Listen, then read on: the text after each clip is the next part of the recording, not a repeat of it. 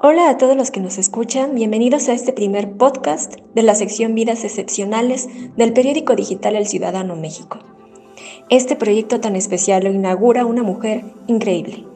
Ella es periodista, profesora, maestra, doctora, madre y una guerrerense con 53 años de edad. Escucha la vida de Marlene Castro e inspírate para seguir.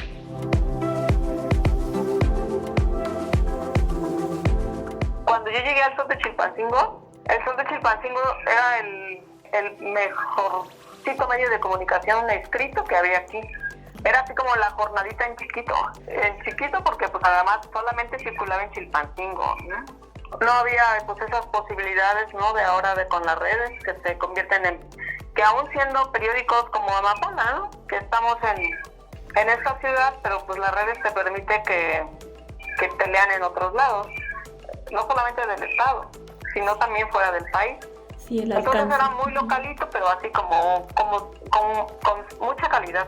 Yo ahí entré y había muchos periodistas que uno, estando en ciencias de la comunicación, los veía así como diciendo, como en la localidad eran lo máximo, pues, ¿no? Entonces yo entré ahí, pero ya dentro del periódico, pues estos compañeros pues eran muy famosos, porque, por ejemplo, había como 2, 3 que eran muy figuras, pues, ¿no? Dentro.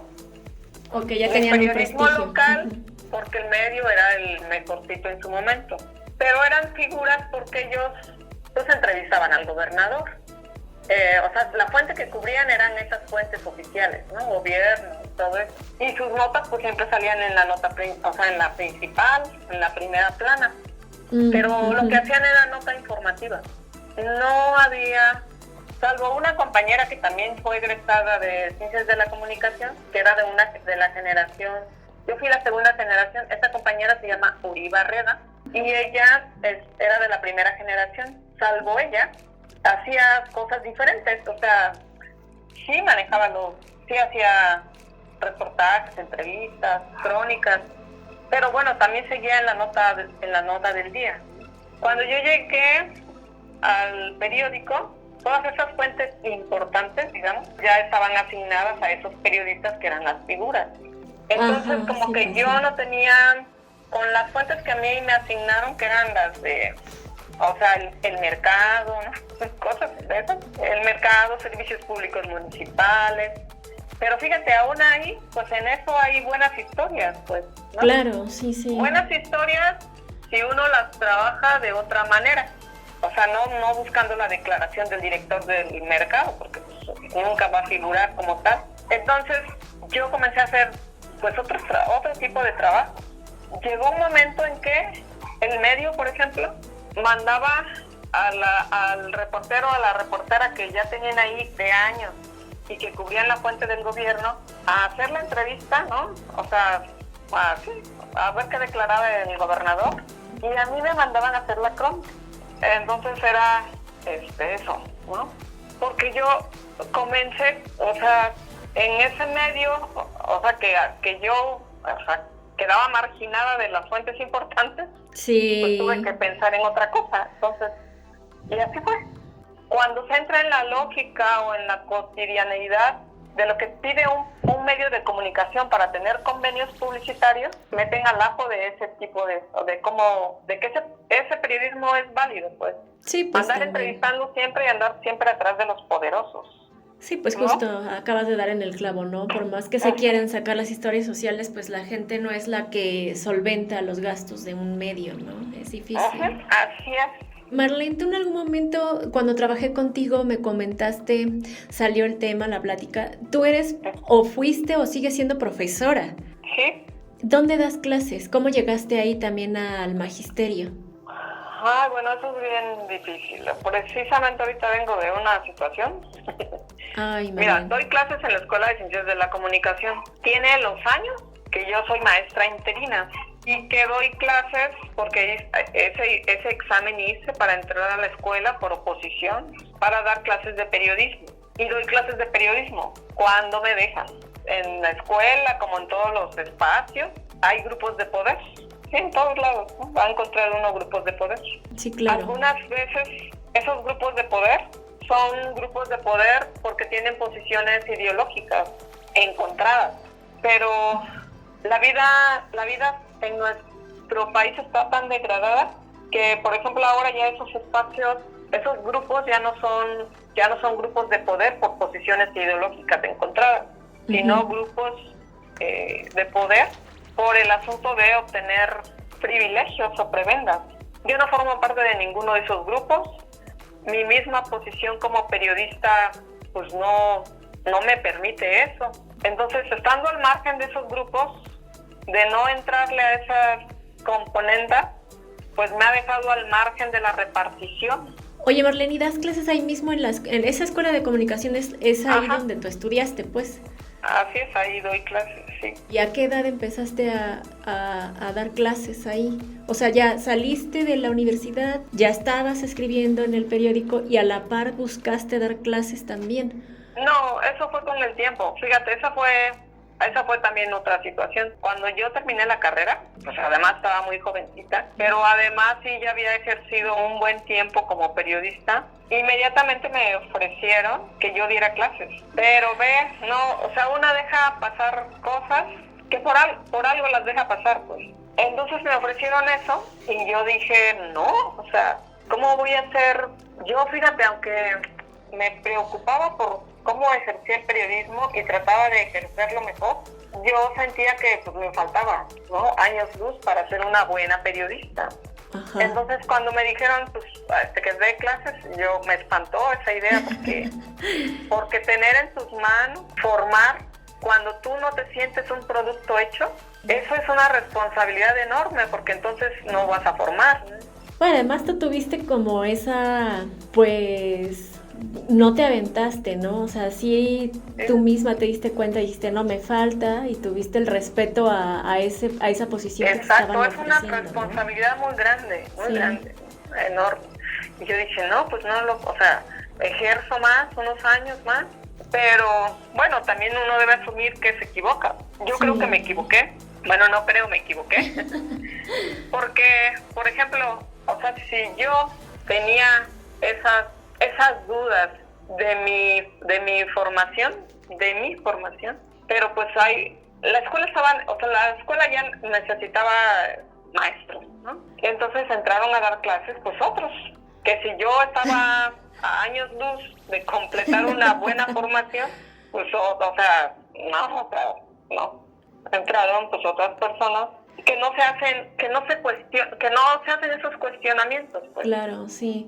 Ahorita que estás, por ejemplo, que llevas tantísimos años en esto, ¿cuál ha sido tu nota que más te ha gustado, tu trabajo periodístico que más dices, esto me llena de orgullo porque tuvo un impacto o porque ayudé a esta persona?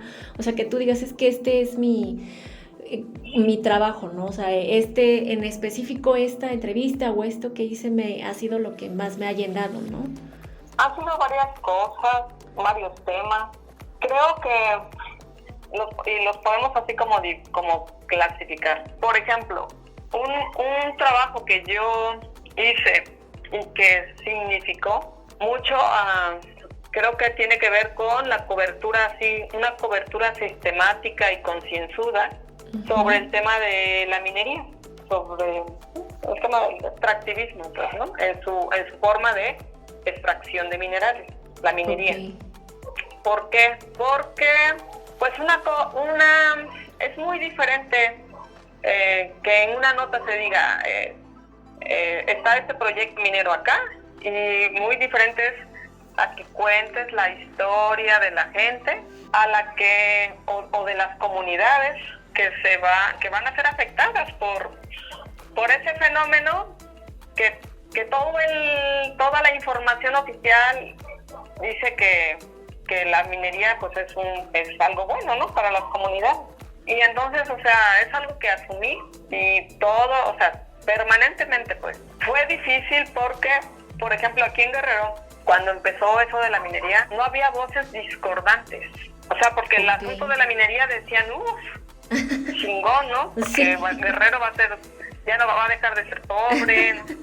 No había voces discordantes, ni en los temas de cómo iba a afectar a la salud, en el medio ambiente, ¿no? O sea, todo era así como como un discurso oficial muy padre, ¿no? Que se venía para el estado de Guerrero, y contarlo desde otro lugar. Eso yo creo que también dio pie a sumar a gente que estuviera alerta sobre lo que se nos venía encima. Entonces eso, por ejemplo, ¿no? Como del impacto social, y que creo que esa es nuestra responsabilidad. Pero hay otras cosas mucho más sencillas, más hasta divertidas, por ejemplo, que me han hecho estar satisfecha de haber agarrado este camino. Por ejemplo, te cuento, hace muchísimos años me divertí muchísimo haciendo eso. Hice un texto sobre, en los años en los que en tu ciudad todo era como hipocresía, como doble moral. Sí. Hice un texto sobre un show de unos strippers. No, hombre, o sea, para empezar, me divertí. Sí, pues me imagino. Y luego, pues hice un texto del que nadie le suele ver como vena periodística. Entonces lo hice, me divertí muchísimo, o sea, no impactó muchísimo. Trabajaba todavía en el Sol de Chilpancingo y los periódicos volaron, hasta sacaron otro tiraje. Wow, no, bueno, la rompiste, como dicen, muy bien, sí, Marlene. es para leer, ¿no? Sí, ahí estaba divertidísima.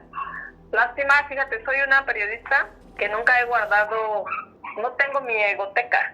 Ay. No tengo nada, o sea, no he guardado, o sea, nada, absolutamente nada. Y ahorita digamos que lo más fuerte que te ha tocado en tu carrera periodística, algo así que te haya hasta incluso querido alejar de lo que pues se ve que amas, ¿algo te ha pasado así difícil como periodista? No. Yo, fíjate, siempre que estamos así como en espacios donde nos preguntan, ay, ¿cómo les va en Guerrero? Sobre todo en Guerrero, que siendo periodista.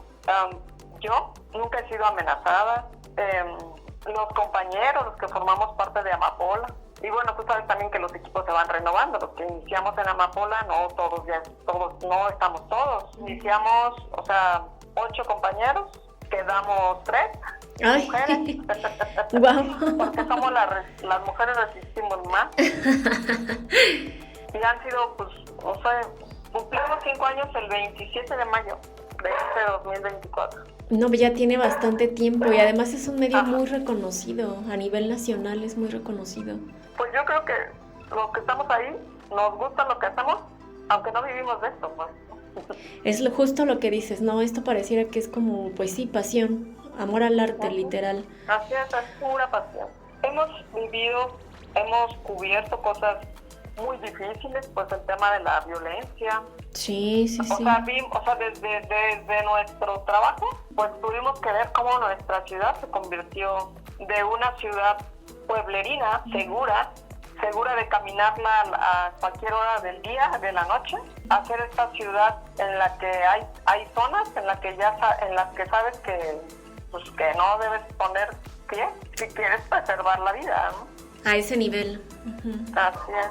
También es mucho, en el asunto del ejercicio periodístico, somos muy cuidadosos en Amapola sobre cómo abordamos los temas. Por eso creo que no hemos sido amenazadas nadie. O sea, la mejor forma de que uno esté segura en su vida y en su integridad es no hacer estupideces. Entonces, cosas que sabemos que son de riesgo, nos la pensamos mucho y la publicamos con muchos alfileritos, ¿no? Porque sabemos de qué penden las cosas, y otras, decimos, bye, esto aquí no lo tocamos. Y digo medio cuentes porque uno en realidad no puede contar todo. Así como están las cosas, cada vez se va contando más y cada vez va siendo menos lo que puedes contar. Pero también es un seguro de vida. Contar todo es el seguro de muerte. Al principio de la entrevista me compartiste una palabra muy fuerte. Dijiste algo así como que llegamos al periodismo, pero tú llegaste al periodismo de una manera que sí te costó, ¿no? O sea, sí fue, ahora sí como dicen, picar piedra. Y hasta ahorita tú has obtenido un premio. Yo me doy cuenta que pues el ego lo tienes bastante bien, ¿no? O sea, sí, los periodistas tienen el ego hasta el cielo y a veces ni siquiera son periodistas. Pero de todos modos, me tengo curiosidad. Tú has recibido premios porque has hecho muchas cosas, ¿no? Entonces, muchos trabajos. Sí, uno, el que me dio bastante satisfacción, es el Premio Internacional de Periodismo de la revista Proceso. Wow. La revista ha dado un solo premio. La revista Proceso, cuando cumplió 35 años, que fue en el 2011, sacó esa convocatoria por el 35 aniversario y participamos con otro compañero, porque en ese momento, te digo que siempre ando en proyectos. Okay. En ese momento de mi vida estaba yo en un proyecto de noticias, en un proyecto periodístico que se llama Interacción Noticias. Entonces, participamos los que estábamos en ese proyecto. Sí. El otro compañero se llama Rogelio Agustín Esteban y metimos un trabajo sobre minería, que te digo que es el que me comentaste. Yo empecé a cubrir el tema de la minería en el 2006 y en los últimos años ha sido difícil porque pues ya es el crimen organizado, pues el que se apoderó de las comunidades, se apoderó del control de las comunidades donde hay minería. Y entonces ir a esas comunidades es arriesgar la vida.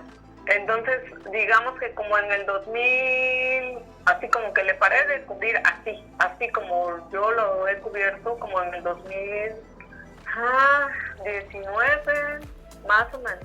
Entonces, bueno, con ese compañero obtuvimos ese premio, que es el Premio Internacional de Periodismo de la revista Proceso, fue en el 2011. La convocatoria decía que era un premio único, pero como era internacional, y bueno, la revista pues tiene presencia en América Latina, hubo muchísima participación de periodistas. Me imagino. A nivel Latinoamérica, muchísima. Y ganaste tú, Marlene.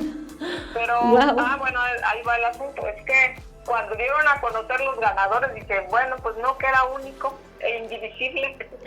Nos dieron el premio, dijeron, es que son tres primeros lugares. Pues nos hizo trampa la revista. Entonces, el premio nos lo dieron pero bueno, también fue un orgullo compartir con esos compañeros que yo admiro, había admirado siempre. Fue con Wilber Torres y con Diego Osorno. Entonces esos dijeron, no, pues el jurado decidió que, también me parece muy, que los tres somos mexicanos, los tres de México, aunque recibieron trabajos de toda América Latina. Marlene, algo que quisieras como compartir o una frase para nuestros lectores que quisieras decirles, como para que puedan cumplir ese sueño, para que sigan en no solamente en el periodismo, sino como en general, si tienen algún proyecto, alguna meta, algo que quieras decirles. Pues parece cliché, pero es muy importante, porque si no tiene una forma de soportar la vida o de soportar los embates de la vida. Que a lo que uno se va a dedicar, pues sea lo que te llena, lo que te apasiona. No hay de otra, porque si no uno es tremendamente infeliz.